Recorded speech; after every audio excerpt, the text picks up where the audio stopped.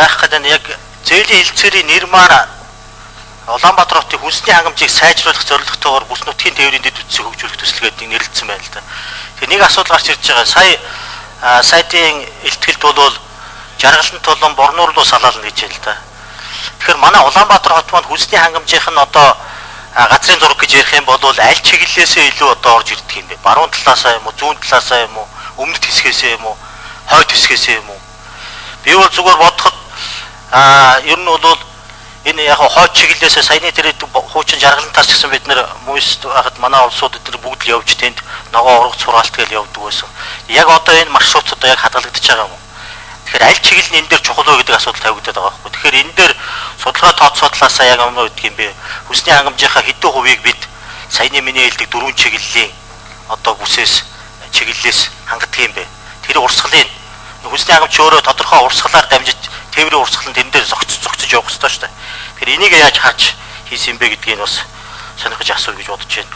Тэгэхээр яг энэтэй холбогдуулаад цаашдаа ч гэсэн жишээ нь Дархан хотч бай, бусад одоо энэ Эрдэнэтч бай ийм төвлөрсөн суурин газруудын хүнсний хангамжийг сайжруулах зорилготой тээврийн дэд үтцийг хөгжүүлэх асуудал бол бас одоо системтэй яригдах хэрэгтэй юм болов гэж бодоод байна. Тухайлх юм бол бас ховдд ч гэсэн тийм ээ баруун бүсд байлиг ховдд байж болж байна, чой булсанд гэдэг юм уу. Ингээ бүсийн төвүүд төр энэ хүнсний хангамжийг одоо сайжруулах ялангуяа бөөний худалдаа энэ одоо системийг дэмжих хүрээнд бол цаашдаа одоо бид хөдөө аж ахуйн бас биерж гэж ярьж байгаа.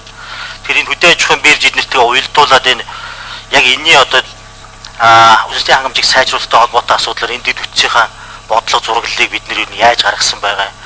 Сангийн сайдын сая хэлснээр салбарын одоо яамнаас хүнс хөдөө аж ахуйн хөнгөн үйлдвэрийн яамнаас гадна зам тээвэр барилга хот байгуулалтын яам маань одоо ямар байдлаар энд оролцоотойгоор ингэж хандаж энэ болгоно яаж уялдаж байгаа юм бэ гэдэг энэ ерөнхий асуултын хүрээнд тодорхой хариулж өгөхгүй юу гэж хэлэх гэсэн. За. Баяр цагт сайд.